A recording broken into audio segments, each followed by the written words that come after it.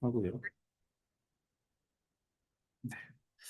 뭐 이건 이제 합격 예시인데, 그렇죠. 이분도 저랑 같은 심화반이셨죠. 친한 형님이신데. 보시면 점수가 고루 높죠? 네, 이런 케이스는 이제 공부를 좀 오래 하신 분인 거예요. 이분도 한 2년 이상 2년 정도 했나? 정도 했을 거예요. 이렇게 맞으시면 베스트. 근데 이렇게 맞기 쉽지 않고요. 예, 보통 다음 주에 와서 이제 합격 후기 말씀하실 분이 1, 2, 3교시는 합격 점수 안 됐고 4교시 점수 하나로 합격하셨거든요. 그런 케이스도 있어요. 예, 그런 거 한번 여러 가지 보시고 합격 후기 같은 거 좀 보셔도 나쁘지 않다. 그래서 여러 케이스, 아, 어떻게 공부했구나. 이런 거 좀 보셔서 나만의 공부 방법 좀 만들어 가시는 게 중요하다. 그래서 아무리 무슨 얘기를 말씀드려도 결국 개인마다 스타일이 달라서 보정은 하셔야 돼요. 100%는 없어요. 그렇죠. 공부 방법은 합격한 기술사마다 다 다르기 때문에 한 예시로는 단기 합격자 중에 설명해 들으실 분들 중복해서 들었다고 생각할 수 있겠지만 누워서 안 자신 분도 있어요. 합격할 때가 6개월 내내 앉아서 주무신 분 있어요. 공부할 때도. 그런 분도 있고요. 이상한 분들 많아요. 진짜. 전 그렇게까지 해서 붙고 싶지 않고. 그런 분도 있고, 뭐, 예, 진짜 뭐, 그쵸. 그, 4교시 쓰고 이 핏줄이 다 터지신 분도 있고, 예, 독하신 분들이 꽤 있어요. 저한테도 독하다 하는데, 저는 꾸준히 저는 자리 다 지켰어요. 제가 합격한 유일한 방법. 시험 보는 모든 자리, 모든 시험 다 했어요, 저는. 강의도 사실 저는 지금 ITP 강의는 많이 줄었어요. 옛날에는 특강이 각 도메인별 특강이 다 있었거든요. 그리고 그때는 초창기여서 강의도 모두 다 오픈해 줬거든요. 그래서 저는 그 모든 강의를 다 들었어요. PMP 강정배 교수님 강의, 그 풀 강의, 5일짜리 강의도 저는 한 4번, 5번 들었어요. 진짜 강의도 많이 들었어요. 왜냐하면 1년 만에 붙으려고. 그리고 1년 내내 공부만 하려고 했었어서 회사 안 다녔었거든요. 다 부질없어요. 부질없고. 네, 그냥 그거 안 하고 기본 필수반 했으면 저 1년은 줄일 수 있었을 것 같아요. 쓰는 거부터 됐다면. 그래서 여러분들이 9주 안에 하셔야 될 거 1번은 쓰는 거예요. 써야 돼요. 무슨 짓을 해도 쓰고 가셔야 심화반에서 견딜 수 있고요. 그렇죠. 그리고 점수가 일단 기본으로 쓰면 55점 정도는 거의 50에서 55점 실제 시험에서 거의 나와요. 거의 나와요. 그리고 그래야지 내가 혹시라도 운이 좋아서 내 전문 분야인 게 나와서 단기에도 합격할 수 있는 거예요. 일단 못 쓰면 못 붙어요. 한 문제라도 내가 그러니까 완벽하게라는 건 페이지를 얘기하는 거예요. 답안을 완벽한 키워드로 채웠고 다 맞다 이게 아니고 최소한 모르는 문제여도 한 페이지 이상을 써내는 능력만 있으시면 붙을 수는 있어요. 왜냐면 일단 쓰는 점수가 있어요. 페이지 점수가 있어요. 다 틀렸어도 3점 이상 줘요. 미니멈 3점은 주거든요. 안 쓰면 빵점이고요. 쓰면 3점은 나온다니까요. 333 하면 9점이에요. 그렇죠? 여러분들이 아무리 잘 써도 추가 점수 받아도 9점을 채울 수가 없어요. 그렇죠? 잘 쓰면 3, 4점 더 맞을 거예요, 한 문제에. 그러면 두 문제를 해야 9점을 채우거든요. 적당히 쓰기만 해도 9점은 나온다니까. 이 얘기가 뼈에 사무치게 느끼셔야 돼요. 진짜 소설을 써도 됩니다. 왜 소설을 써도 점수가 되느냐? 한 페이지 점수 채점하는데 5초에서 10초밖에 안 걸려요. 여러분들이 쓴 내용을 읽지 않아요. 이걸 이해하셔야 돼요. 왜 틀려도 되느냐? 안 읽기 때문에 그래요. 읽을 수가 없어요. 정의 읽고요. 정의 기반으로 도식이 맞는지 보고요. 핵심 키워드 한 두세 개 이상이 제대로 써졌는지를 봐요. 그게 정확하면 이 사람은 안다 생각하고 점수 채점하고 넘어가요. 옆에 설명글 따위 보지도 않고요. 볼 시간도 없고. 하지만 아예 틀린 걸 쓰면 눈에 띄어요. 채점을 계속 하기 때문에 눈에 띄는 건 맞아요. 그래서 아예 틀리지 않게. 이게 제일 중요한 거예요. 아예 틀리지 않게 여러분들이 IT 지식을 총동원해서 그냥 근사치인 키워드를 넣으면 틀렸다 할 수 없어요. 여러분들이 답을 쓰는 목적은 그예요. 틀렸다 할 수 없게만 쓰면 돼요. 이해하시겠죠? 그래서 그걸 소설로 쓰는 거예요. 소설이라고 해서 무슨 가나다라 마바사 쓰라는 건 아니에요. 그건 너무 오버고. 안 되면 그렇게라도 쓰라는 건 맞아요. 진짜. 공백을 비워놓으면 안 돼요. 공간을 비워놓는 건 안 돼요. 그거는 안 쓴 거예요, 다. 그렇게 하지 않기 위해서 뭐라도 채우는 건 맞아요. 그리고 모를수록 설명하거든요. 사람이 글이 모를수록 설명해요. 서술형 글이 되면 안 돼요. 서술은 정의만. 두 줄로 딱 그것도 픽스해서. 서술도 옆에 설명에는 키워드 기반으로 적당히 쓰는 거예요. 그래서 이게 좀 어렵죠. 지금은 어려운 얘기가 맞고, 사실 합격할 때까지도 어려운 문제는 맞는데, 자꾸 답안을 그렇게 쓰려고 노력하셔야지 빨리 붙는다. 그렇기 때문에 모든 토픽을 몰라도 붙어요. 내가 정의를 해석해낼 수만 있으면, 이걸 갖고 얘가 뭔지만 내가 인지해서 써낼 수만 있으면, 외우는 거 아니라고 계속 말씀드렸어요. 정의도 외우는 거 아니에요. 외웠다고 그게 정의가 답이 아니에요. 아시겠죠? 외우기만 하시면 확장성이 떨어져요. 딴 데 갖다 써먹을 수가 없어요. A는 B다. 이렇게 외우고 나면 끝이에요. 그러면 그거 하나 외우고 끝나요. 얘를 다른 데 쓸 수 있는 능력이 안 생겨요. 이해하시겠죠? 정의는 이해하셔야 돼요. 그래야 이 베이스가 있어야 다른 데도 쓸 수 있어요. 이게 환경 정보나 목적 정보를 알고 핵심 키워드도 적었고 정확한 명사형 종교를 썼기 때문에 확장할 수 있거든요. 그러면 다른 데도. 왜냐하면 얘 어디다 쓴 거네? 그러니 이거 하는 얘도 갖다 쓸 수 있겠네? 이게 되거든요. 이게 아니고 순수하게 외워버리면 절대 확장이 안 돼요. 그래서 자꾸 외우지 말라고 하는 거예요. 이해하시면 좋겠어요. 좋습니다. 그래서 답안지 작성 글씨 대부분 합니다. 그렇죠? 네. 그렇죠. 뭐 이런 얘기는 큰 의미 없고요. 음, 그렇습니다. 뭐 이거는 이제 펜 얘기인데 답안지는 이제 매주 한 권씩 제공될 거고요. 자는 두 개가 있어요. 이거는 3D 프린트자. 이제 좀 바뀌었죠, 모양이. 얘는 광은자. 광은자가 왜 광은자냐면 광은님이 만든 자라서 광은자예요. 저랑 같이 있었던 NS반에 광은님이란 분이 자기 쓰시려고 이 디자인을 하시고 혼자 이걸 제작해서 쓰시던 거를 괜찮아서 ITP에서 이 도안을 받아다가 제작한 게 저 큰 자예요. 그래서 광은자에는 도형이 많아요. 그래서 데이터베이스 도형이라든가 이런 게 많아요. 근데 너무 커. 단점은 너무 크다. 자가 너무 크다. 그다음에 얘는 도형이 좀 부족해서 조금 부족한데 항상 느낌이 있지만 답안지 쓰는 데는 최적화되어 있는 자는 맞는 것 같아요. 이 도형의 위치, 간격이 다 이 여러분들 쓰는 답안지에 최적화되어 있긴 해요. 도식 그리는데 빨라요. 그래서 웬만하면 둘 다 쓰실 수 있으면 좋고. 근데 비싸져서 너무 얘가 프린트 이거 제작하는 업체가 없어요. 많이 없더라고요. 그래서 비싸서 어떻게 방법이 없어요. 그래서 그런데 쓰실 수 있으면 쓰고 그냥 투자니까 뭐 돈 버는 거 아니거든요. ITP에서 저거 하고. 그리고 너무 비싸서 못 쓰겠다 싶으면 외부에 있는 자 쓰셔도 돼요. 뭐 제한하지는 않아요. 여러분들이 근데 가이드 해드릴 뿐이에요. 좀 더 낫다. 그다음 펜은 뭐 종류가 많은데 1.0이랑 1.6 저는 일단 초반에는 둘 다 쓰시라고 말씀을 드려요. 한 세 개 정도씩만 사셔서 두 개 같이 쓰시고 저랑 커뮤니케이션 하시면서 펜은 정하시는 게 좋을 것 같아요.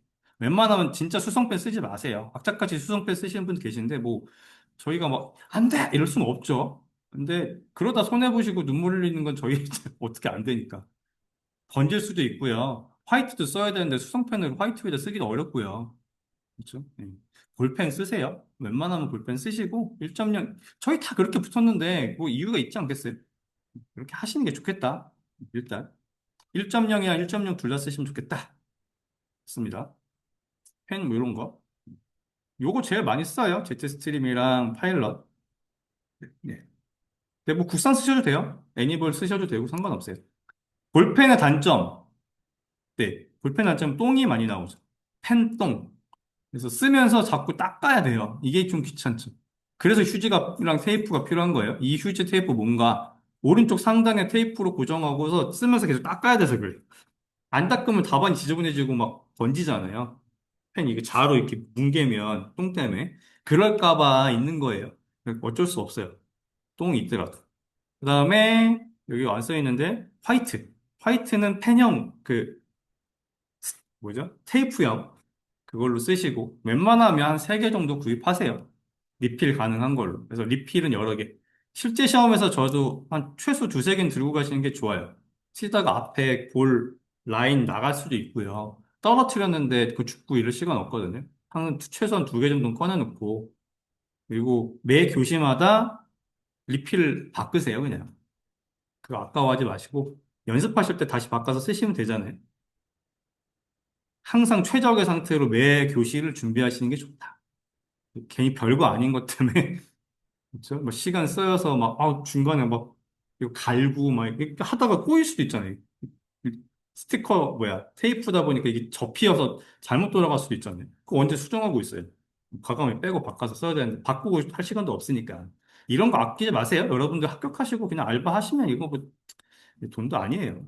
이런 거 아까워하지 마시고 그리고 제가 그쵸 저는 처음부터 했던 건데 웬만하면 펜 쓰시고 뭐 펜심 바꾼 거 모아 놓으세요. 여러분 합격하실 거니까 후기 써야죠. 그쵸? 후기 쓰는 용도로 저는 실제로 모았어요. 그래서 어쨌든 후기 쓸 때 뭐라도 있어야지 후기 쓰잖아요. 아무것도 없이 하기 좀 애매하죠. 전 그래서 말씀드렸죠. 이거 설명할 때도 말씀드렸는데 전 100% 합격할 거라는 자신이 있어서 시작한 거예요. 제가 당장 안 돼도. 그러니까 전 시작부터 후기를 준비했어요. 그래서 제 거 나중에 합격 후기 제 거 찾아보셔도 좋은데 126개. 거기 보면 시간 테이블도 만들어서 매일 시간 체크도 했어요. 표 만들어가지고. 그래서 매일 몇 시간씩 공부했는데 다 체크했거든요. 실제 스톱워치로. 앉아서 1시간. 왜? 그 뭐 있어야 해야지 나중에 후기 쓸 때 저거 지어내는 거 잘 못하니까 근거 자료가 있어야 됐거든요. 할 얘기가 있어요. 그래서 그렇게 준비했어요. 그래서 제가 5,000시간 정도 공부했거든요. 3년 동안. 실제로. 3년 때는 잘 안 했어요. 2년까지는 그 매일 체크했었는데. 그래서 제가 실제로 해보니까 실제 시험 준비하는 기간이 만약에 100일이면 제가 실제 공부하는데 투입하는 거는 80% 넘기가 쉽지 않더라고요. 꼭 무슨 일이 있어서 그러니까 공부 시간 제로인 시간이 항상 있어요. 그런 거에 부담 갖지 마세요. 내가 그럼에도 불구하고 매일 그 시간을 지키려 하는 게 중요하지 막 너무 강박 갖지 마세요. 그런 거에. 여러분들 꾸준히 하는 게 중요한 거예요. 꾸준히 하면 다 붙고 자리 지키고 엉덩이 붙이고 있으면 다 붙는 시험이다. 그래서 막 누구랑 이러지 마시고 제발. 예. 제일 중요한 게 멘탈 관리라서 그래요.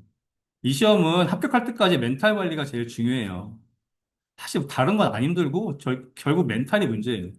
특히 합격하기 직전 제일 힘들어요. 여러분들이 지금은 솔직히 뭐 힘든 것도 아니에요. 합격하기 직전에 내 합격권이 되고 나면 붙을 것 같은데 떨어지거든요. 진짜 시험 잘 본 것 같은데 점수가 말도 못하게 점수가 낮아요. 그런 케이스 계속 나와요. 그리고 막 나는 막 1년 이상 공부했는데 막 몇 개월밖에 안 했고 나보다 답안 비교해도 근데 맨날 시험 보니까 못 쓰는 사람은 붙고 난 떨어져. 이때 막 못 견디 하시거든요. 그래서 많이 포기하세요. 또. 왜? 굳이 다 합격할 때까지 이 생고생을 해놓고. 웃긴 거 뭔지 아세요? 그러고 나면 다시 와요. 방황 시작. 그럼 갔다 오시면 또 이 기간이 늘어요. 바로 안 되거든요. 쓰는 걸 손을 놓으면 굉장히 훅확 떨어져요. 여러분들이 무조건 매일 하셔야 되는 건 쓰는 거예요. 저도 그거 안 해서 오래 걸렸거든요. 매일 쓰시면 빨리 붙어요. 답안 품질이 좋아져서. 근데 쓰는 거는 진짜 손을 놓으시면 이 몸으로 하는 거라서 금방 확 떨어져요. 이걸 다시 올리는데 최소한 2, 3주 이상 걸리거든요. 이 2, 3주를 올리는 동안에 시험이 막 겹쳐서 크로스로 지나가면 내가 붙을 시험에 떨어져요. 아시겠죠? 그래서 제일 중요한 건 쓰는 거예요. 합격권이 되셔도. 좋습니다. 뭐 그런 얘기예요. 근데 이거 수정이 오래돼서 그래요. 이거 다 엑셀 바뀌었죠. 그다음에 이게 제일 중요한 요소 5가지 설명회 때도 했지만 정의 2줄 쓰는 게 제일 중요합니다. 정의를 쓰는 방법은 환경 또는 목적을 앞에 하고요. 그래서 뭐뭐 어떤 환경에서 어떤 것들 위해서 어떤 것들 목적으로 그렇죠? 이런 얘기를 앞 전제로 깔고 키워드를 3개 받고요. 그리고 종결어는 명사형으로. 이렇게 만드는 연습을 계속 하셔야 돼요. 얘가 이해인 거죠. 그렇죠? 목적도 알죠? 핵심 키워드들도 알죠? 얘가 정확하게 뭐 하는 애인지도 알죠? 그럼 이해가 된 거예요. 여러분들 이해해야 된다 많이 듣는데 뭘 이해해야 되냐면 정의는 이해해야 돼요. 이제 많은 멘토들이 와서 토픽 이해하셔야 되고요. 저- 지금 기본 필수반이니까 지금 공부하실 때밖에 없고 이런 얘기도 많이 하실 텐데 이때 이해는 결국 정의인 거예요. 이 전체 토픽을 모든 걸 다 알아야 된다는 얘기가 아니고 정의는 이해하셔야 돼. 아시겠죠? 근데 정의 이해하라고 했더니 엄청 찾아보기 제발 이러지 마시고 혹시 찾아볼 마음이 있으셔도 리미트를 정하세요. 한 토픽에 20분 이상 보지 않는다. 여러분 스스로 약간 그건 좀 정하시면 좋겠어요. 계속 따라가서 보시면 하루에 한 3시간 보거든요. 토픽 하나 제대로 이해하시려면 한 3시간 걸릴 거예요. 그리고도 그 다음에 보시면 기억 안 나요. 아무리 여러분들이 잘 준비해 놓은 토픽도 그 다음에 보면 또 기억 안 나고 여러분 답안 아무리 잘 만들어 놔도 시험 볼 때 되면 또 까먹어서 기억 안 나요. 한 번 보고서 뭐 이렇게 뭐 여러분 천재이시면 괜찮습니다. 그렇게 하시면 됩니다. 캐치 미 이프 유 캔 이런 영화 보셨는지 모르겠는데 그 위조지폐 만드는 영화잖아요. 레오나르도 디카프리오가 나왔던 실화 기반으로. 걔는 천재죠. 그 사람 천재예요. 그래서 위조지폐 만들고 다니다가 나중에 어느 지역 가서 변호사 붙잖아요. 일주일인가 보고. 그렇죠. 실제 그런 케이스가 있거든요. 그 사람은 천재죠. 그런 분들은 그렇게 하시면 돼요. 근데 저희는 일반인이잖아요. 저희가 일반인이 어떤 토픽을 이해하고 학습해서 내게 되려면 최소한 7번, 10번 이상 보셔야 된다고 생각해요. 이 베이스 근거는 여러분도 옛날에 조선시대에 선비들이 뭐 해요? 앉아서. 맨날 책 펴놓고 똑같은 거 읽고 앉아 있잖아요. 그렇죠? 그 사람들 서술식 시험이잖아요. 그렇죠? 그래서 그런데 이 공부하면서 느꼈거든요. 그래서 그 사람들이 그렇게 했구나. 첫 번째. 두 번째로 제가 여러 가지 관심 분야가 많은데 뇌 과학적으로도 실제로 암기 뭐 이런 거 관련된 책들 뭐 많잖아요. 강좌 똑같거든요. 그 연상 기억을 해서 머리에 이미지화하지 않으면 안 돼요. 그리고 반복해야 되는 거예요. 이해 그렇게 하려면 많이 보시는 수밖에 없어요. 그렇죠? 네. 노출을 많이 하실수록 그리고 내가 말로 많이 옛날에 그래서 그분들 조선시대 그분들도 말로 계속 하잖아요. 꺼내는 연습. 이 공부는 입력하는 연습이 아니라 빼내는 연습을 하시는 시험이라고 생각하시면 돼요. 학습의 타겟은 입력. 순수 영어 암기하듯이 하는 거는 입력하는 공부잖아요. 그렇죠? 이거는 백날 입력해도 빼내지지 않아요. 아웃풋이 중요한 시험이에요. 빼내지려면 많이 말하거나 많이 써야 돼요. 그거밖에 없어요. 근데 평상시 여러분 했던 모든 공부는 어때요? 사지선다형 시험은 입력하는 시험이에요. 꺼내는 시험이 아니에요. 왜요? 꺼내게 도와주는 문장을 만들어 보여주잖아요. 사지선다에 예시로 다 나와 있잖아요. 그러니까 여러분이 굳이 꺼낸 연습을 하지 않아도 입력하는 것만 해도 눈에 보이기 때문에 연상돼서 나와요. 그래서 쓸 수 있어요. 여러분이 100% 기억해서 쓰는 게 아니잖아요. 근데 얘는 꺼내야 돼요. 그런 게 없이 써야 되잖아요. 그렇죠? 그렇기 때문에 반복밖에 없어요. 유일하게. 반복하고 많이 노출하고 많이 말하고. 그래서 그룹으로 스터디를 자꾸 저는 추천드리는 이유가 혼자 하면 뻔한 연습을 할 수가 없어요. 쓰는 거 외에. 그렇죠? 그리고 마지막으로 남을 가리키는 것만큼 빨리 배워지는 건 없어요. 내가 하나라도 설명하는 것만큼 오래 기억나는 건 없어요. 제가 왜 그렇게 토픽을 많이 할 수 있었냐면 초반에 저도 일방적으로 듣는 사람이었어요. 나 다 모르니까. 개발했는데 뭐 해봐야 여러분들 개발했지만 개발했는데 개발 방법론을 공부하나요? 개발하는데 추상화 이런 걸 다 공부하나요? 그럴 리가 없잖아요. 그렇죠? 다형성을 말로 설명할 일이 뭐가 있어요? 그게 뭔지 아니까 그냥 쓰는 거지, 개발할 때. 그렇잖아요? 우리가 뭘 얘기하면 다 알아요. 여러분이 모르지 않거든요. 근데 여러분 아는 거 설명하고 정의로 얘기해 보세요 하면 다 못해요. 그렇죠? 설명해요. 막 주구장창 이렇게 길게 설명한단 말이에요. 아니까 최대한 아는 것들 다 동원해서 막 해요. 두 줄로 만들어서 얘기하세요. 못해요. 왜냐하면 정확하게 그렇게 정의 내려본 적이 없기 때문에. 여러분들이 왜 기술사로서 전문성을 인정받냐면 어떤 것도 두 줄로 정확하게 설명할 수 있기 때문에 그래요. 그리고 베이스가 되는 환경을 정확하게 이해하고 있기 때문에 그래요. 그러니까 어느 분야에 누구랑 얘기해도 소통이 되는 전문가가 저희는 다라고 저는 보거든요. 그거를 키우는 거다라고 생각해 주시면 좋을 것 같아요. 그렇죠? 그 다음에 그런 위주의 암기인 거예요. 암기의 단계 뭐 그렇죠. 제가 좀 상세하게 설명하는 게 있긴 한데 저희가 생각하는 암기의 단계는 정의를 썼다. 그 다음에 두음이에요. 두음부터 하시면 돼요. 토픽을 보고 두음부터 익히시면 돼요. 두음이 외우는 건 맞는데 약간 연상 기억하신다 생각하시면 돼요. 대부분의 두음은 세요. 용어가 세거나 더럽거나 또는 이야기가 있어요. 또는 성조라도 있어요. 제 암기법은 웬만하면 다 그렇게 되어 있습니다. 그래서 음율로 기억하시던가 어떤 스토리로 기억하시던가 그래야 이제 꺼내와지거든요. 그러면 두음이 처음에 그렇게 보시면 두음은 기억나져요. 이게 한 5번, 6번, 7번 보시면 두음이 떠다니실 거예요. 그리고 짜증나죠. 왜요? 얘가 어디 두음인지 기억이 안 나요. 이게 두 번째 단계예요. 여러분들이 무조건 겪을 실력. 그래서 또 멘붕이 오거든요. 열심히 봤는데 쓰려고 그러면 이게 두음은 알겠는데 이 두음이 어디에 토픽인지 모르겠어요. 그쵸? 이때 또 공부의 방법에 대해서 고뇌를 하세요. 아, 이게 맞아? 그쵸? 그거 지나가서 또 그 횟수가 동일한데 그 상태로 반복하시면 토픽과 두음이 매핑돼요.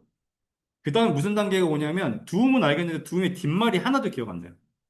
두음의 용어가 뭔지 모르겠어요. 뭐 기신사유유, 호보유, 호생암만 이런 거 이제 나중에 저 강의 들으시면 맨날 이런 두음만 들으실 거거든요. 그리고 기가 뭐지? 이렇게 되거든요. 기? 이렇게 돼요. 아무리 생각해도 기억이 안 나는 거죠. 그리고 두음을 외우시면 무슨 단점이 있냐? 외웠잖아요. 힘들게. 다 쓰고 싶어요. 두음이 긴 이유가 있어요. 두음을 다 쓰라고 긴 게 아니고요. 기억나는 것만 쓰라고 긴 거라고 생각하시면 돼요. 10개를 두음을 외웠는데 10개 다 쓸 일이 없어요. 아까 계속 말씀드리죠. 정의의 키워드 몇 개? 주요 키워드 3개면 돼요. 그렇죠? 그래서 여러분들이 8가지 두음을 외우셨어요? 8가지 다 쓸 일이 없다는 거예요. 다 안 써도 돼요. 그렇죠? 기억나는 건 정확하게 쓰고 기억 안 나는 건 다른 걸로 메꾸시면 돼요. 이게 목적이에요. 그래야 답이 써지지. 어떻게 다 기억나는 거 다 써요. 물론 이제 1년 넘고 1년 반 넘어가면 그때는 이제 학습하신 게 있으니까 점점 답안지를 고도화해서 정확한 답안을 써가는 건 맞죠. 초반부터 모든 걸 다 외워서 쓰려고? 네, 안 해도 돼요. 그리고 그러지 않아도 다 붙어요. 다 못 써도 붙어요. 제가 한 예로 실제 시험에 IoT 보안, 7가지 보안 원칙이라는 게 있어요. 설검, 촉부, 억간추라고 해서 7가지가 있거든요. 제가 이거 뭘로 외웠냐면 여러분 뭐 애니메이션 좋아하시는지 모르겠는데 원피스라는 애니메이션에 초파라는 의사가 나오고 그 너구리 의사가 있어요. 설검, 촉부, 억간추잖아요. 초가 들어가 있잖아요. IoT는 초파야 이러고 외웠어요. 그리고 설검, 촉부, 억간추 공부할 때 이렇게 하고 끝났어요. 뒷말 한 번도 해본 적이 없어요. 설이 뭔지. 근데 이게 원칙이니까 설은 설계거든요. 대충 그런 느낌으로 본 거예요. 써본 적도 없고 시험 문제 나온 적도 없는데 갑자기 시험 문제 한 번 나왔거든요. 초판데 그 다음 기억이 안 나는 거예요. 그래서 쓰다가 보니까 생각나는 거죠. 그리고 여기까지 썼어요. 그리고 실제 제가 나중에 쓴 거 생각해 보니까 틀렸더라고요. 7개 중에 한 5개는 맞았고 2개는 틀렸어요. 엄한 소리 썼더라고요. 엄한 소리 굉장히 많이 써요. 근데 합격 점수가 나왔을까 안 나왔을까요? 나왔어요. 네, 나와요. 그렇죠? 남들은 그게 IoT 7가지 보안이 뭔지 몰라서 못 썼는데 저는 점수 받았다니까요. 무슨 말인지 아시겠죠? 다 몰라도 되고 일부 틀린다고 여러분 점수가 엄청 까이지 않아요. 이해하시겠어요? 어차피 잘 쓴 거 위주로 채점이 들어가요. 키워드 있는지 먼저 포인트로. 이게 점수가 까이려면 전제가 있어요. 이걸 적당히 못 썼는데 점수가 까이는 전제는 뭐냐면 정의가 틀리면 그래요. 정의가 모호하면 틀린 걸 찾아요. 답안에서. 정의가 명확하면 맞는 걸 찾아요. 이해하시겠죠? 자꾸 정의가 왜 제일 중요하다냐면 정의에서 포인트를 줘야 돼요. 후광을 줘야 돼요. 아, 잘 썼구나. 그리고 그 다음 쓰는 개념도 도식에서 제대로 이해한 것 같은 도식이 되면 돼요. 잘 그려내면 돼요. 물론 이게 어려워요. 저는 진짜 그림 그리는 거 제일 어려웠던 사람 중에 하나라서. 표현하는 게 어려운 사람이라서. 근데 이건 어떻게 하셔야 되냐면 필사 많이 하시면 늘어요, 그냥. 남의 것 베껴 쓰시고 남의 거 많이 따라 하시면 돼요. 그리고 나면 밑에 진짜 써야 되는 표 안에 키워드는 핵심 세 개면 맞다고 맞았네 하는 순간 뒤에 게 조금 틀렸는데 보이지 않아요. 맞는 답안이에요, 그냥. 그러면 그냥 점수가 가고 3달러까지 썼네? 오, 이 사람. 근데 최근 트렌드까지 들어갔네? 오, 그럼 7, 8점 격 준단 말이에요. 그렇게 점수가 들어가는 거예요. 그래서 똑같은 걸 썼는데 정의가 모호하면 키워드가 더 많이 있어도 틀린 게 눈에 가기 때문에 점수가 까여요. 아시겠죠? 제일 중요한 건 그래서 정의인 거예요. 그 다음에 키워드. 근데 가독성. 가독성의 가장 포인트는 결국 개념도예요. 그 다음에 글씨체. 근데 글씨체가 안 좋으신 분은 솔직히 어쩔 수 없어요. 감점 포인트가 좀 있어요. 지저분한. 근데 이때 가독성이 떨어지는 거의 포인트는 뭐냐면 글씨를 못 써서 높낮이가 막 들쑥날쑥하거나 띄어쓰기가 안 돼서 또는 글씨를 너무 뭉개서 못 알아보지만 않으면 돼요.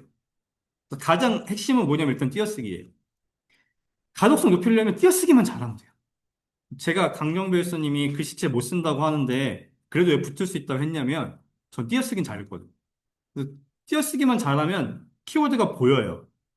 근데 막 글씨 많이 쓰려고 글씨 작게 쓰고 띄어쓰기 안 하고 막 자간도 막 너무 빠짝빠짝 붙이면 글씨를 못 쓰는데 띄어쓰기도 안 좋고 자간까지 작으면 그냥 글씨가 인지가 안 돼요. 인지가 안 되면 안 돼요. 왜냐하면 채점자가 얘를 정성껏 읽어주지 않아요.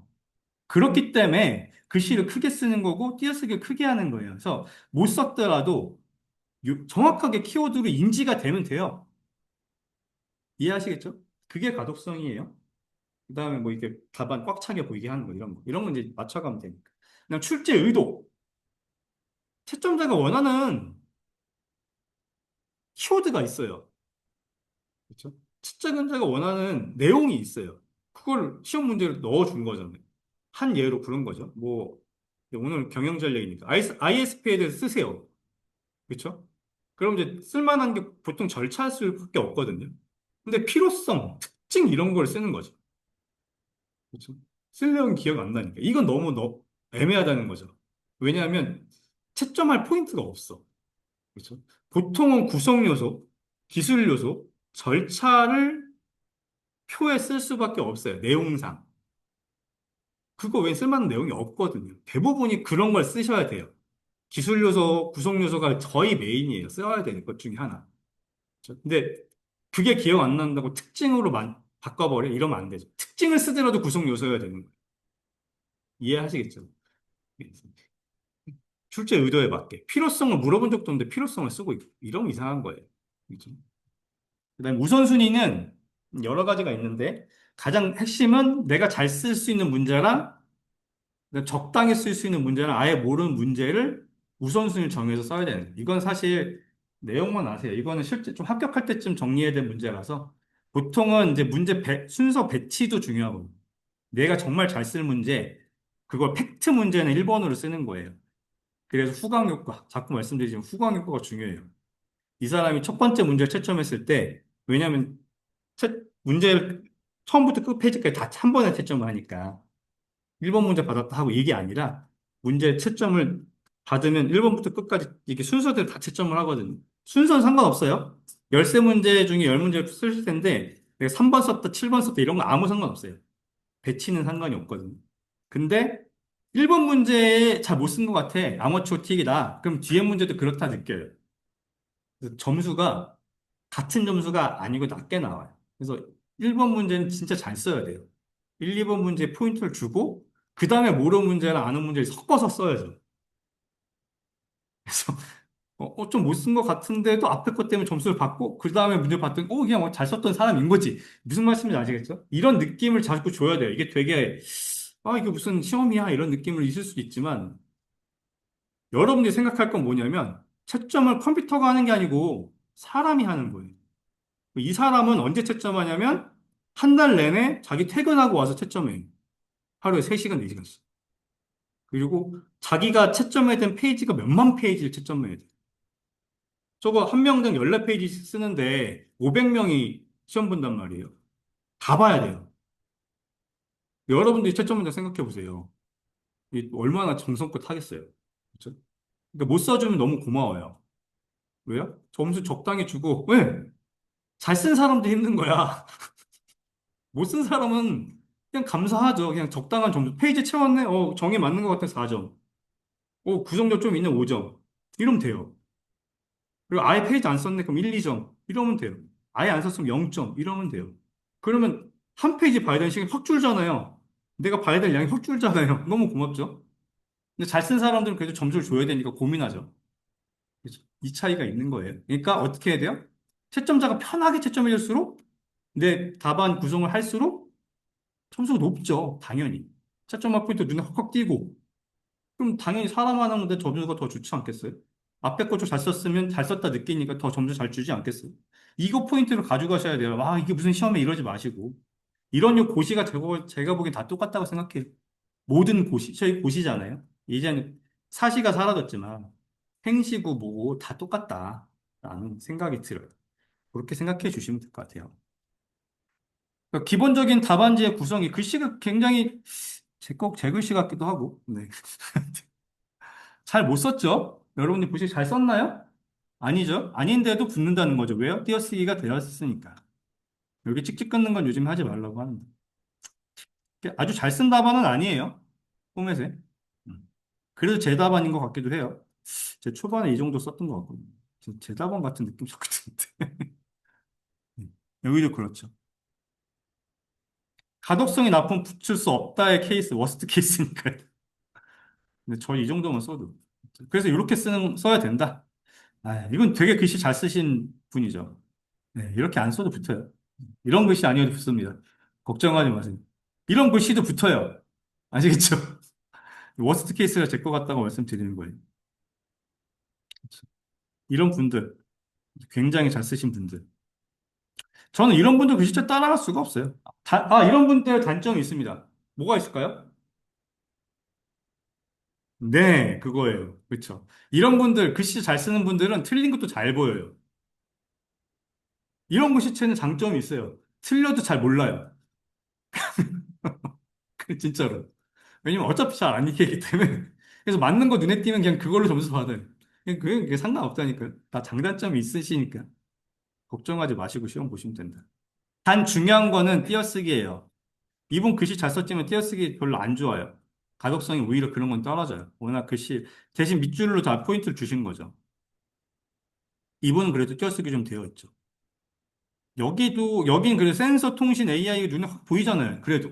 그렇죠? 띄어쓰기가 되어 있으니까.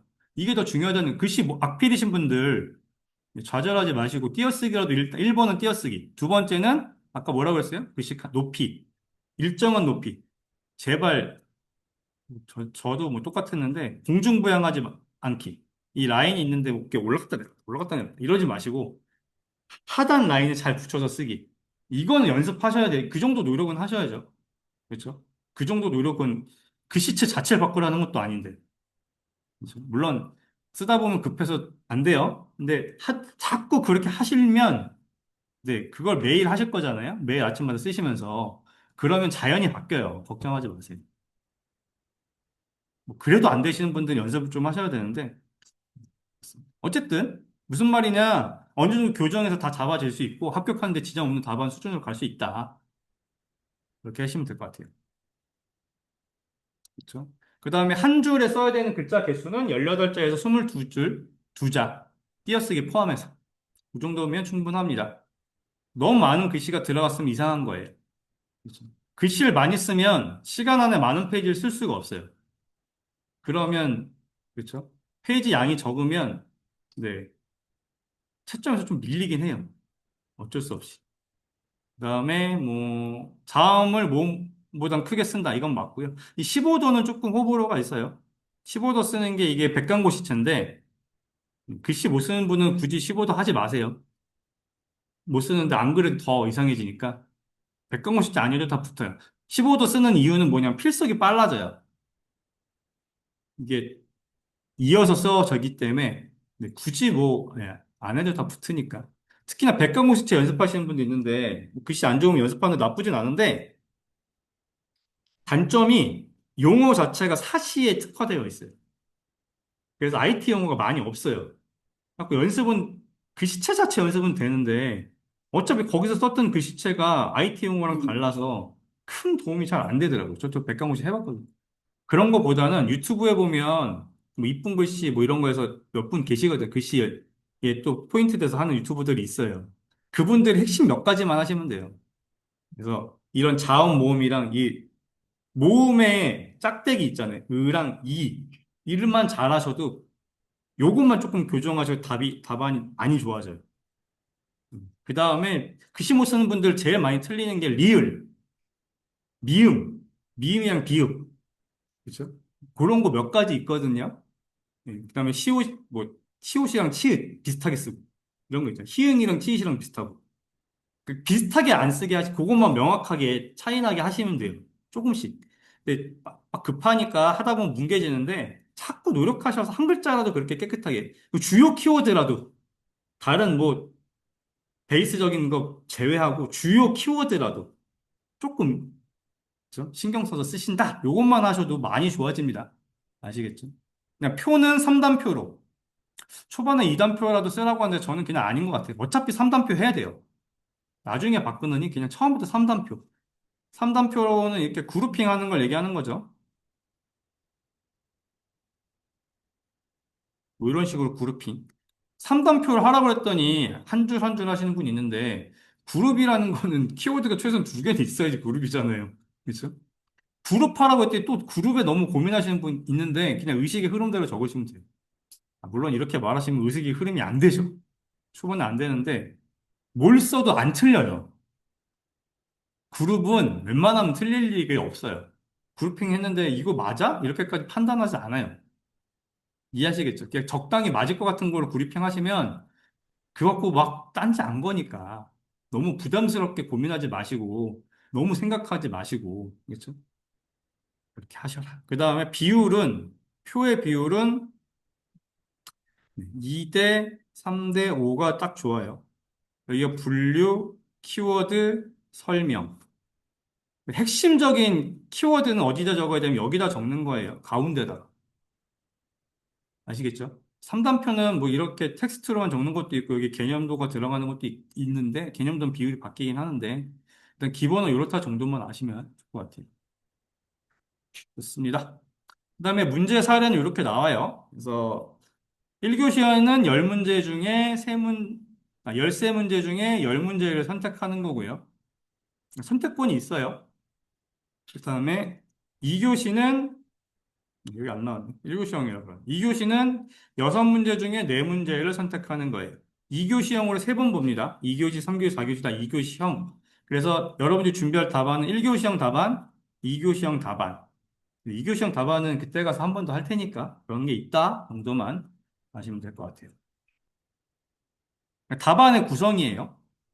서론과 본론과 결론으로 구성하시면 돼요. 서론에는 보통 정의를 많이 쓰고요. 1교시형 기반이에요. 2교시형은 좀 달라요. 그다음에 본론은 이렇게 되어 있지만 여기가 2달락. 그래서 1달락의 정의, 2달락의 물어본 내용, 보통 개념도랑 구성 요소를 대부분 많이 쓰고요. 일단 용어는 쓸 말이 없을 땐 개념도라고 쓰세요.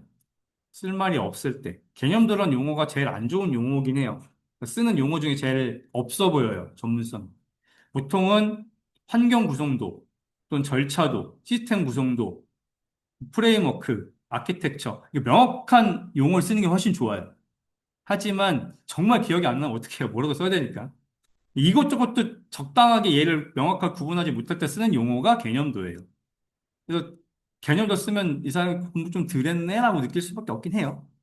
하지만 뭐라도 써야 되잖아요. 이거 생각하느라 시간 보낼 수는 없어요. 그럴 때 쓰는 용어다. 그래서 안 쓰면 좋지만 어쨌든 도식 하나, 표 하나는 세트로 가져간다. 여기. 그래서 2단락의 가에는 도식, 나에는 구성 요소 또는 기술 요소 등등을 쓰시는 걸로 가시면 될 것 같아요. 3단락은 결론인데 여기는 추가 내용을 쓰는 거예요. 물어본 내용 외에 내가 물어본 것도 알고 추가로 여기까지도 알아. 이때 여기까지도 안다는 건 해당 도메인의 보통 평행 옆에 있는 거, 또는 하위에 좀 더 상세한 내용, 또는 최근 트렌드를 활용하는 내용들, 이주조도 모를 땐 비교표도 쓰기도 하고요. 비슷한 것끼리. 그런 내용을 쓰는데 가장 포인트가 높은 거는 트렌드를 접목한 내용이에요. 그래서 트렌드는 요즘 트렌드는 뭐죠? 요즘 트렌드 뭔가요? AI 인공지능이잖아요. 웬만하면 인공지능 안 쓰는 게 있나요? 없죠? 무조건 갖다 넣으시면 80%는 맞아요. 아시겠죠? 물론 아예 못 쓰는 케이스도 있어요. 그래서 그럴 때 뭘 써요? 보통 동향이라는 걸 많이 쓰던가 또 아니면 발전 방향? 가장 좋은 용어는 사실 뭘까요? 재원이에요, 재원. 내가 기술사잖아요. 나의 의견을 적는 게 가장 좋아요. 이런 것들을 만약에 없음, 기술을 안 쓰고 있어. 만약에 DRS, 재해복구 시스템이야. 거기 인공지능 시스템을 도입해서 이렇게 하는 게 좋겠어. 근데 그러기 위해서 아니면 정책이나 그러니까 정부 측면에서 기업 측면에서 개인 측면에서 어떻게 하는 것들이 있으면 좋겠어. 이런 어떤 인사이트를 적어주면 이 사람 정말 전문가 같잖아요. 그렇죠? 그런 포인트가 되겠죠. 단 전제가 있어요. 3단락을 쓸 때는 본문을 잘 썼을 때예요. 본문도 제대로 못 썼는데 3단락 쓰는 의미가 없어요. 이미 점수가 포인트가 이미 이 사람 잘 썼는데여야 의미가 더 있어요. 물론 못 쓴 거에도 쓰면 내가 필력이 좋아서 못 쓴 거에도 쓰면 안 쓴 거보다 훨씬 나아요. 점수가 까이게 들까이고 그건 있어요. 하지만 포인트가 되려면 아예 앞에 내용이 다 틀렸는데 특히나 아예 모르는 내용을 내가 소설을 써야 되는데 3단락을 쓰는 게 의미가 있을까요? 어차피 소설이라서 작두 탔는데 그쵸? 뭐하러 3단락 써요? 작두 탄 거에 3달러가 써봐야 작두에 작두밖에 안 되죠. 그럴 때는 안 쓰고 가는 게 낫죠.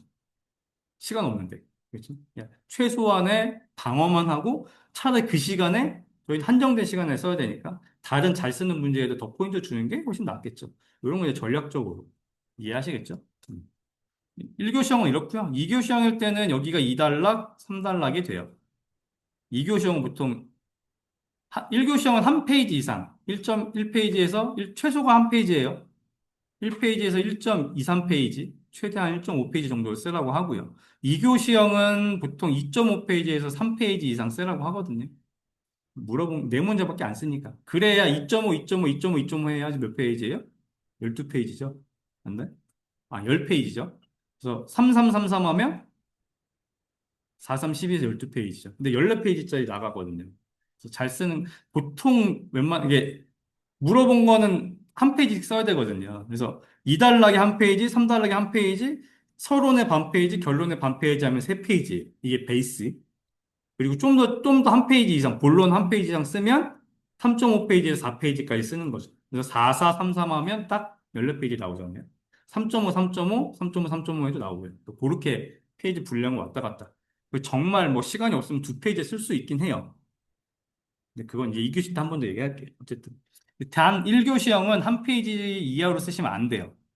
한 페이지 쓰는 방법은 도식에 6줄, 표에 6줄, 목차가 3줄 들어갈 거잖아요. 그러면. 그렇죠? 대목차 들어가고 가와 나가 있고 6줄, 6줄이잖아요. 표에 6줄에 헤더 들어가잖아요. 정의에 목차 들어가고 2줄 써요. 그럼 한 페이지 나와요.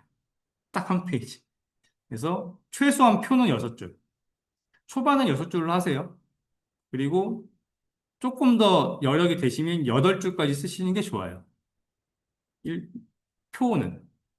키워드는 많으면 8개. 정말 키워드 모르겠으면 두 줄에 키워드 하나씩 쓰세요. 그래서 6줄에 키워드 3개. 정 안 되면 또는 4개 정도. 왔다 갔다. 근데 최소 3개는 쓰셔야 돼요. 이건 방어 수준 얘기하는 거예요. 아직 초반에 쓰기 어려우시니까. 나중에는 한 줄에 하나씩 써야 되겠죠. 2교시형으로 넘어가면 한 줄에 키워드, 그 두 줄에 하나 쓰기도 해요. 2교시형은 키워드 개수로 시험을 채점하는 것보다 답안 구성으로 채점하는 게 더 있기 때문에. 어쨌든 2교시형은 나중에 할게요. 1교시형은 그렇다. 그렇습니다. 똑같은 얘기예요. 그래서 서론을 쓰고, 여기가 보통 정의 또는 정의와 특징을 많이 쓰고요. 그래서 정의 2줄, 특징 1줄 정도 많이 써요.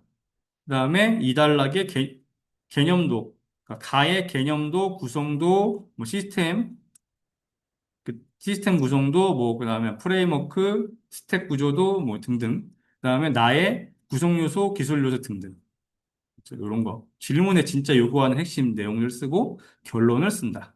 수직 확장, 수평 확장, 알파 이런 걸 통해서 했습니다.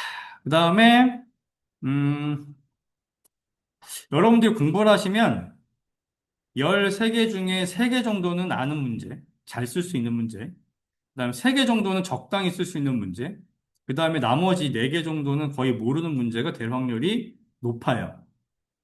그렇죠? 한 2년 넘어가면 사실 이 비율은 점점 줄고 여기가 높아지는 건 맞는데 보통 이렇게 되실 거예요. 그리고 최소한 한두 개 정도는 정말 죽어도 모르겠는데 싶은 거. 아, 처음 들어보는데? 이런 거를 쓸 수밖에 없어져요. 선택을 3개나 버렸는데도 불구하고 이럴 수 있거든요. 그냥 다 그렇다 생각하시면 돼요. 그래서 여기 보시면 한두 문제는 방어하는 게 일반적이다. 아시겠죠? 이렇게 된다. 한 문제당 10분이에요. 시간을 관리하는 게 중요해요. 그래서 빨리 쓰는 분들은 한 문제를 5분 만에 쓰기도 해요. 아예 모르는 건 5분 만에도 써요. 어차피 모르니까. 저는 솔직히 5분 만에 쓴 적은 없어요. 저는 모르는 문제도 한 6분 30초 정도는 걸린 것 같아요. 제가 이렇게 제가 소설 쓰는 게 너무 어려워서. 거짓말 쓰는 게 저는 어려운 사람이라. 그렇죠? 그래서 시간 따라서 11분, 12분에 쓰는 문제가 있을 수도 있어요. 그러면 다른 문제도 시간을 줄여야 되는 거죠. 그러니까 웬만하면 10분 안에 써야 돼요. 이해하시겠죠? 그렇게 연습하셔야 된다. 그래서 10개의 문제를 100분 안에 써야 된다. 됐습니다. 도식 하나, 표 하나는 꼭 해주세요. 이단락에 도식 하나, 표 하나는 항상 세트로 가져간다. 표로 쓰는 케이스도 있긴 해요. 없다는 건 아니에요. 근데 도식은 없죠. 근데 도식을 써야 시간이 줄어요. 근데 초반에는 시간이 더 걸릴 거예요. 그림 그리시고 자 쓰는 게 아직 익숙하지 않잖아요. 그리고 제가 항상 말씀드리는데 도식을 그리는데 여러분 투자할 시간 2분 30초가 너무 안 돼요. 그림 그리는데 2분 30초 이상 걸렸다 잘못 그리시는 거예요. 아시겠죠? 절대 그 시간 넘지 않도록 노력하셔야 돼요. 연습을 하시던 뭐라도. 넘어가는 순간 이미 10분 안에 못 써요. 거의 10분 안에 못 쓴다고 보시면 표에 6줄 텍스트 써야 되는 시간이 있고 앞에 정의 써야 되는 시간이 있어서 안 돼요. 텍스트가 많으면 안 돼요. 그래서 도식을 너무 막 상세하게 그리시는 것도 의미 없어요. 핵심을 잘 표현하는 게 중요하지. 내가 많이 엄청 잘 알아서 막 엄청 잘 그렸잖아요. 어차피 눈에 안 보이면 점수 안 나가요. 이해하시겠죠? 간결하고 다른 사람이 봐도 이해할 수 있게. 즉 정의가 녹아 들어가 있어야 돼요. 이해하시겠죠? 물론 이해는 하시지만 안 써질 거예요. 제가 맨날 들었는데 안 되더라고요. 너무 어려웠어요. 근데 중요한 건 뭐냐면 그래도 이건 하실 수 있어요. 의지로 가능한 공백은 만들지 않는다. 축구장 만들지 않는다. 네. 구멍이 숭숭숭숭 보이게 그려놓으시면 안 돼요.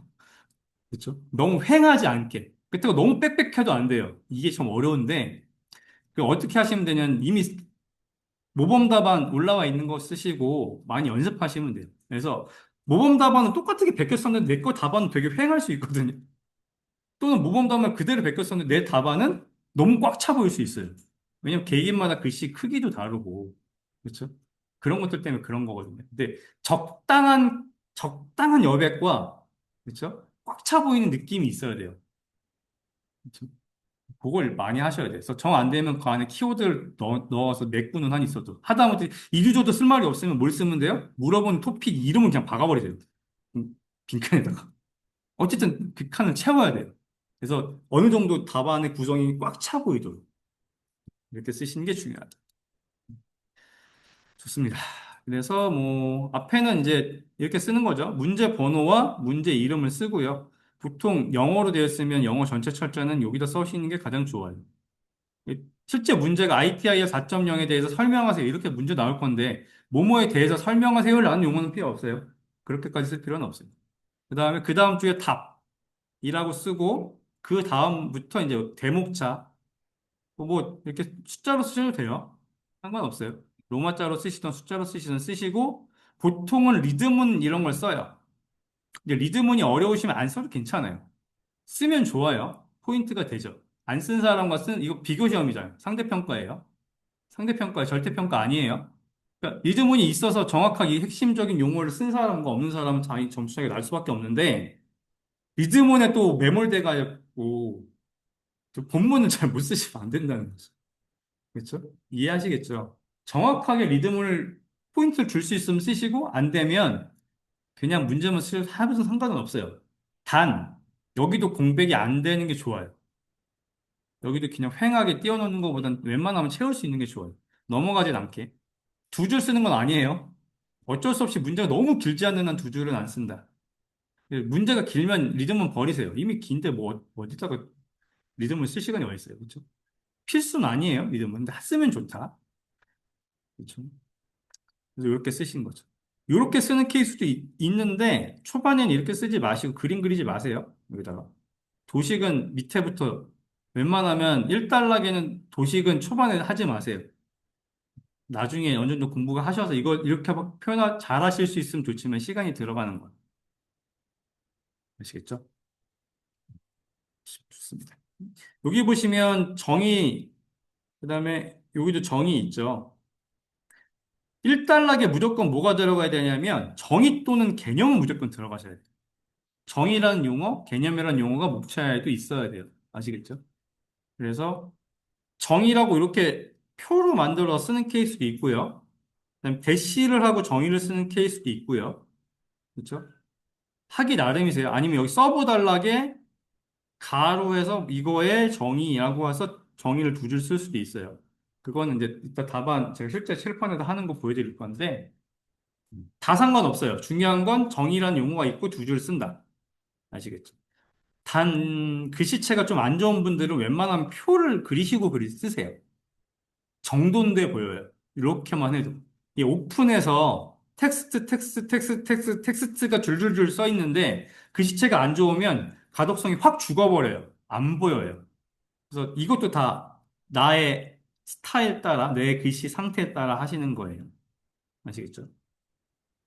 이렇게 하는 것도 있고, 이렇게 목적, 키워드, 종결어. 이게 포인트예요. 아시겠죠?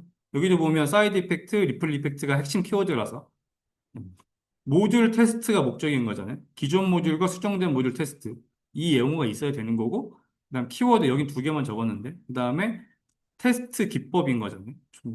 정확한 명사형 종결어가 중요해요.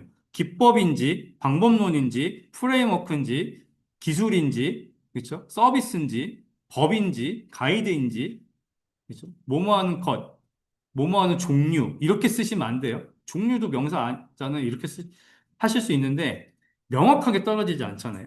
스타일인지, 아키텍처인지, 이런 좀 전문적인 명사형 용어로 해주시는 게 전문성이 있어 보여요. 그래서 종결어만 봐도 이 사람이 공부를 얼만큼 했는지, 이거 얼만큼 이해했는지가 보이거든요. 아시겠죠? 종결어 중요하고, 키워드 중요하고, 목적은 못 쓸 케이스도 있긴 해요. 목적이나 환경을 못 쓸 수 없는 내용이 있기도 해요. 정의에는. 그럴 때는 어쩔 수 없지만 웬만하면 써주시는 게 답이 탁 있어, 그러니까 채점자가 편해요. 이해하기 쉽고. 모든 답안은 이 토픽을 모르는 사람도 채점한다고 생각하셔야 돼요. 그렇기 때문에 그 사람도 이해할 수 있는 수준으로 설명해 주시는 게 좋고, 그렇기 때문에 자꾸 목적과 중요 키워드와 종결을 강조하는 거예요. 그렇습니다. 이렇게 쓰는 케이스도 많죠. 이뻐요. 이렇게 쓰는 게 가장 심플해요. 정의랑 특징. 특징도 적어주면 좋거든요. 1교시형 특징은 이렇게 키워드만 적어요. 1교시형일 때. 2교시형일 때는 이 키워드에 대한 설명도 일부 적어줘야 돼요. 왜 답안이 쓰는 게 조금 방법이 달라요. 일단 여러분 당장 쓰실 건 1교시형이라서. 그래서 이렇게 표 안에다가 정의 특징하고 키워드 박던가. 웬만하면 3개까지 박아주시는 게 좋아요. 그다음에 이렇게 대시대시해서 특징하고 이렇게 쓰시던가. 방법은 막 상관없어요. 또는 가와 나로 나눠서. 단 서브단락 가라 나눴으면 서브단락을 뺐다는 얘기는 내용이 있어야 되고 그리고 이 1단락에도 나를 썼다는 얘기는 표가 들어가야 돼요. 그래서 내용 쓸래기 늘어버려요. 그래서 웬만하면 가 나로 안 나누는 게 좋아요. 1단락은 아시겠죠? 아니면 양이 늘어나서 내 필력이 좋으면 페이지 채우는 건 좋으니까 쓰는 건 나쁘지 않은데 이렇게 하셔야 됩니다. 이렇게. 그다음에 이렇게 하시는 케이스도 있어요. 개념과 필요성. 근데 텍스트 너무 많아요. 저는 별로 좋아하는 방법은 아니에요. 이렇게 다 비슷하죠. 느낌 어떤 느낌인지 아시겠죠? 여러분들 이렇게 막 모양 내지 마세요. 초반에 이럴 시간 없어요. 초반에 모양 낼 시간 없습니다. 이런 거는 이제 합격했을 때 좀 눈에 띄라고 하시는 거지. 초반에 쓰기 바쁜데 뭐 이렇게 하시지 않아도 돼요. 이렇게 쓰는 건 조금 지양해 주세요. 쓰면 나쁘진 않은데 이거 없이 키워드 두 개 박거나 이거 있나 별 차이 없어요. 왜냐하면 얘를 물어봤잖아요. 얘의 특징을 물어본 건 아니에요.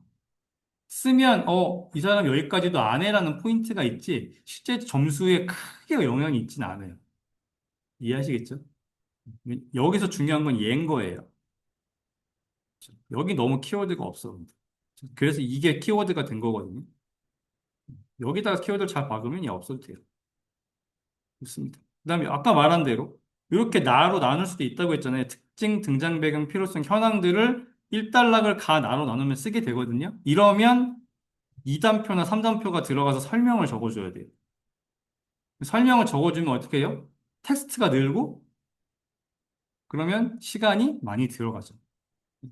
요거는 별로 제가 별로 이렇게 추천하는 방법은 아니다. 그렇습니다. 개념도 그리는 거는 이 단락의 개념도인데 도식화하는 방법은 여러 가지가 있어요. 도식은 많이 고민하셔야 돼요. 제일 많이 하는 도식 중에 하나가 사실 이런 도식이죠. 네모 이렇게 그리고 여기는 뭐 이렇게 똑같은 건데 네모 세 개 그리고 여기도 네모 하나 그리고 이렇게 해서 이렇게 됐어. 그룹핑 좀 해주고 이게 제일 많이 그리는 것 중에 하나. 네. 그다음에 뭐 여기 뭐 이렇게 아니면 비전 하우스라고 해서 이런 스택 구조 시스템에 이런 이게 좀 나눠주고 여기 인프라 여기 유저 여기는 어떤 지향점 여기 기술 이렇게 받는 거 이건 프레임워크나 스택 구조에 많이 그리는 거 이런 게 이제 어디 많이 있냐면 모음 답안에 많이 있어요. 그거 보고 많이 따라하시면 돼요. 창작하지 않으셔도 돼요. 아시겠죠? 근데 여러분들이 공부하시면 두 가지 할 텐데 첫 번째 필사 얘는 뭐 하는 거냐면 모범 답안 그대로 쓰는 거예요. 목적은 뭐냐면 이런 도식이나 답안의 구성을 빨리 내가 익히는 것. 이게 목적이에요. 고치지 마세요. 모범 답안 틀린 거 굉장히 많거든요, 내용. 그렇다고 이게 거슬려서 그러지 마시고 그냥 쓰세요. 목적이 거기 있는 거를 써서 무슨 어떤 답안을 완성해 가는 게 아니고 쓰는 연습을 하기 위한 게 목적이에요. 많이 써야지 몸에 배거든요. 그다음에 두 번째라는 게 셀테, 숙제도 나가고. 셀테 뭐 하는 거냐면 실제 시험처럼 해보는 거. 얘는 이제 답안을 안 보고 쓰는 거니까. 그렇죠? 그거를 두 가지를 여러분들이 계속 하셔야 되는데 필사는 이런 걸 보통 템플릿이라고 해요. 이런 템플릿이 몸에 어느 정도 배서 어느 답안 모르는 문제도 다 이제 쓴 정도가 되면 필사는 안 해도 돼요. 셀테 위주로 가시면 돼요. 나중에. 초반에는 필사 위주로 가셔야 돼요. 아시겠죠? 필사를 하시다가 필사행 어느 정도 차고 내 답안지가 어느 정도 정제가 됐어. 그래서 어떤 걸 갖다 놓은 답안지 틀이 어느 정도 만들어졌어. 그러면 이제 셀테로 옮기시면 돼요. 같은 시간에. 이렇게 가시는 거다. 좋습니다. 보시면 이제 구성도 이달락의 도식 하나, 표 하나 굉장히 많은 거 쓰신 건데 보시면 하나, 둘, 셋, 넷, 여섯 줄이죠. 그렇죠? 간결까지는 초반에 쓰지 마세요. 아직 여러분들 간결까지 쓰기엔 시간이 좀 안 되실 거예요. 나중에 이제 제가 답안지를 보다가 간글 쓰실 때 됐다 싶으면 그분들 따로 계속 이제 어떻게 피드백 하면서 말씀드리니까 그 전까지는 간글 좀 빼고 당장은 도식 하나, 표 하나, 목차 잡기. 이건 틀이에요. 이 틀 자꾸 벗어나시면 안 돼요. 그리고 이단락에 요 구성 요소 쓰겠다 그러면 요거 쓰겠다는 내용이 요로 오셔야 돼요. 가운데. 여기가 도식으로 가지 않는 한 아시겠죠? 기술 요소 썼으면 여기가 기술 요소가 돼야 돼요. 채점 포인트가 여기예요. 그래서 사람이 채점을 할 때 여기서부터 이렇게 읽어요. 이렇게 대각선. 그래서 여기가 안 보여요. 이렇게 채점을 하기 때문에 이렇게 오면 여기에서 키워드가 있으면 여기가 조금 애매해도 잘 안 보여요. 시선이 이렇게 내려오기 때문에 대각선으로 정의부터 이렇게 훑고 내려오기 때문에 그래요. 그래서 요 핵심 키워드 100% 맞는 키워드는 웬만하면 상단 배치하는 게 좋아요. 이것도 이제 나중에 아직은 초반에 어렵더라도 기억만 해놓으세요. 아시겠죠? 안 될 수도 있어요. 밑에 중간에 쓸 수밖에 그룹핑 때문에 중간에 쓸 수밖에 없을 땐 어떻게 하느냐? 밑줄을 그으셔야 돼요. 핵심 키워드 밑줄 그어서 눈에 보이게 해주셔야 돼요. 이해하시겠죠? 눈에 띄게 해주시면 돼요. 눈에 띄면 나머지는 좀 묻히니까. 여기도 마찬가지 도식 하나, 표 하나. 딱 아까 이게 딱 정석이죠. 여섯 줄, 여섯 줄 그룹핑. 여기 보시면 뭐 엄청 설명하는 느낌 아니죠? 그렇죠? 어떻게 보면 키워드의 날 같은 적당한 설명이잖아요. 틀리지 않은. 요거는 그렇게 쓰시는 거예요. 아시겠죠? 여기다가 막 설명이라고 썼다고 진짜 설명하지 마세요. 그 무슨 뭐 부사 이런 거 막 넣고 형용사 넣고 이러지 마세요. 다 필요 없어요. 그런 거. 그건 왜 쓰는 거냐면 줄을 맞추려고. 이 칸을 어쨌든 채워야 되잖아요. 그런데 쓸 내용이 없으니까 그런 거 형용사도 넣고 부사도 넣고 이렇게 하는 거예요. 그러니까 쓸 내용이 많아. 키워드가 여러 개시면 그냥 다 빼고 콤마 그것만 쓰셔도 돼요. 아시겠죠? 뭐뭐 하는 겁니다. 이렇게 완전 설명할 필요 없어요. 이해하시죠? 그렇게 돼야 됩니다. 마찬가지죠. 같은 거니까 넘어갈게요. 요건 3단락이죠. 3단락은 보통 3줄에서 4줄 정도 봐요. 많이 쓰지 마세요. 3단락은 추가 점수 받는 거잖아요. 그래서 보통 표 3줄을 하거나 저는 무조건 도식 그렸어요. 왜냐하면 텍스트가 적잖아요. 그렇죠? 그래서 기존엔 뭔데 네가 원하는 기술을 통해서 현재 이렇게 갈 거야. 그리고 여기다 인사이트 박아주고 딱 이런 거. 이제 오늘 할 거 중에 이제 뭐 환경 분석 이런 게 있는데 그런 거 할 거면 이제 뭐 내부 환경이랑 외부 환경 분석하는데 수화수로 하고 그래서 해야 되는 최종 타겟이 뭐야? 크리티컬 석세스 이펙트 뭐죠? CSF 맞나요? 네. 그렇죠. 이런 거 이런 것들을 이게 키워드로 박아놓고 적당히 설명하고 끝나는 거. 또, 너가 가장 핵심적인 성공 요소가 뭔지 이런 것들 통해서 하는 거야. 여기에 뭐 써요? AI 전문 뭐 이런 거 쓰는 거죠, 그냥. 그쵸? 했는지 안 했는지 상관없어요. AI 안 쓰는 곳이 없어. 그쵸? 필요한 거잖아요. 그런 내용으로 씁니다. 그래서 뭐 이런 것도 이제 만들어 가시는. 넘어갈게요. 자, 그런 내용이죠. 내용이 많지 않고 텍스트가 많지 않다는 게 포인트예요. 음. 그리고 이건 보편적인 문제고, 일단 비교 문제가 있어요. 여기 비교 문제가 있나? 없네. 비교. 그러니까 시험 문제는 대부분 1교 시험은 한 가지를 물어보는 케이스, 그다음에 두 개 또는 두 개 이상을 물어보는 케이스, 설명으로. 그다음에 두 가지를 비교로 물어보는 케이스. 보통 요 정도가 많아요. 그래서 일반적으로 하나 물어보는 설명은 지금 말씀드린 방법대로 도식 하나, 표 하나, 1도 1편 계속 쓰는 거지만, 그 도식으로 한 페이지 전체 공간을 다 쓰고 표도 다 썼잖아요. 비교 문제는, 두 가지 비교 문제는 처음부터 끝까지 다 비교예요. 개념도 비교, 도식도 비교, 구성 요소도 비교. 그래서 표를 아예 이렇게 짜고 시작하셔야 돼요. 개념 몇 줄이라고 했어요? 2줄이죠. 반쪽에 쓰면 4줄이죠. 이해되시죠? 4줄로 두 개 비교하는 내용을 적고 정의를 똑같게 2줄로 쓰는 거예요. 반을 나눴으니까 4줄이 되겠죠. 그래서 목차가 어떻게 돼요? 땡땡의 개념 또는 정의 비교. 그다음에 2단락에는 땡땡의 구성도와 구성요소 비교. 가에는 땡땡의 구성도 비교.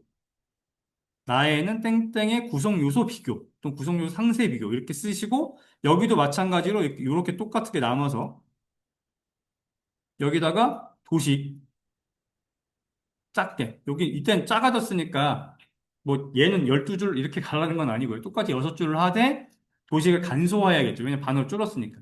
핵심적인 포인트만 보여주고, 나에는 비교니까, 비교 문제의 핵심은 뭐냐면, 비교에 어떤 것들 비교했느냐가 더 중요해요. 왜냐, 어차피 비교라는 건 하나만 알면 다 반대잖아요. 그럴 수밖에 없잖아요. 그렇죠? 비교할 때도 도움이 있어요. 비교의 목차 도움도 있어요. 그래서 뭐, 개목특기 장단사, 뭐 이런 것도 있거든요. 개념, 목적, 특징, 기술, 장점, 단점, 사례, 그래서 개목, 특기, 정단사 이런 식으로 도움들이 있어요. 이런 거 말고도 여러 가지 있어요.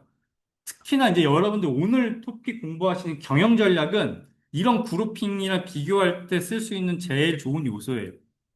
경영 전략 토픽은 다 그런 데 쓰여요. 이제 오늘 하시게 될 뭐 패스트 같은 거. 패스트가 정경사기, 정치, 경제, 사회, 기술 이거 얘기하는 거거든요. 근데 용어가 패스트에 대해서 쓰세요 이러거든요.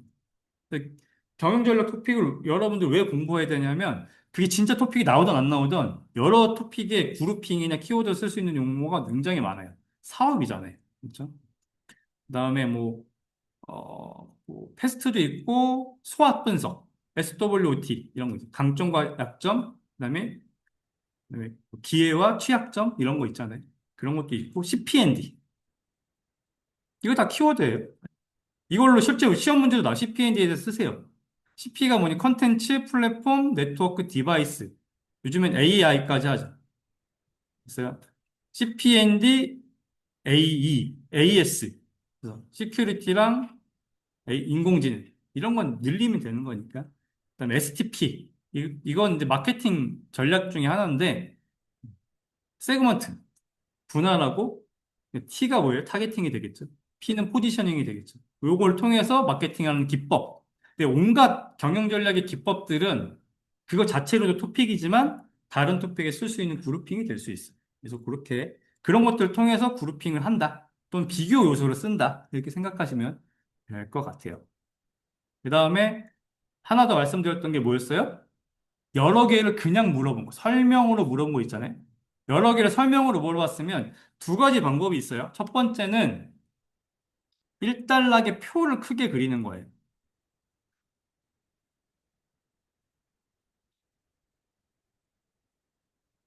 한 세 줄 정도 돼야 되는데. 요런 표 하나를 그려서 여기는 정의, 여기는 개념도, 여기는 구성 요소, 그리고 구성 요소 키워드 세 개. 이때는 세 개만 쓰시면 돼요. 왜냐하면 여러 개 물어봤으면 이미 페이지가 많이 나오겠죠. 그래서 어차피 시간이 없어요. 그래서 이렇게 표, 여기 당연히 헤더를 넣으세요. 여기가 분류랑 보통 설명이 되겠죠. 그래서 두 줄로 정의 쓰고 도식 하나, 이때는 도식은 네 줄 정도. 왜냐면 두 개 물어봐서 이미 공간이 부족해요. 그림을 크게 그렸다가 시간이 부족해요. 그래서 요거, 그 다음에 요거를 두 세트 그리시는 거죠. 두 개 물어봤으니까.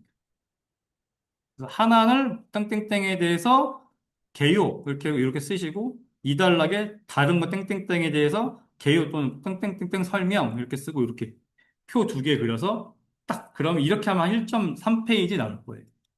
이렇게 쓰시는 게 딱 첫 번째. 또는 1단락에다가 정의를 그냥 두 가지에 대한 정의 쓰고 2단락 가에다가 정의를 제외한 나머지 2단락 나에다가 정의를 제외한 나머지 각각을 쓰던가.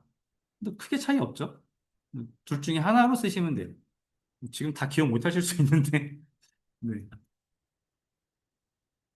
그 다음에 뭐 이제 의도를 벗어나지 않게 하자, 뭐 키워드 부족하지 않게 하자, 이런 거 이제 계속 만들어 가셔야 될 부분이고, 정확하게 페이지를 만들었고, 정의가 정확하고, 그래서 3단락까지 들어갔으면 6점에서 7점 사이. 3단락이 잘 썼어? 그러면 이제 7점 이상 이렇게 된다라고 보시면 될 것 같아요. 정의가 좀 모호하면 바로 5점이에요. 채점자는 무조건 1점 단위로 점수를 주기 때문에 한 명당 5점, 6점, 뭐 7점, 4점, 8점 이렇게 1점 단위로 줘요. 세 명이 점수 합산해서 평균이 나오는 거거든요. 18점, 1교시형 18점 되면 되거든요. 합격 점수가. 그래서 조금 잘 쓴 것 같다 싶으면 5점, 6점 되는 거예요. 조금 못 썼다 싶으면 6점이 5점 되는 거예요. 이 점수 차이 커요. 1점 차이가 커요. 그래서 조금이라도 용어, 고급진 용어로 바꿔 쓰시고, 정의도 명확하게 하시고, 키워드도 좀 더 명확하게 써 가실수록 답안이 비교돼서 점점 고득점화 된다. 라고 생각해 주시면 될 것 같아요. 뭐 이런 내용을 그냥 보시면 되고. 네, 뭐, 여기까지죠.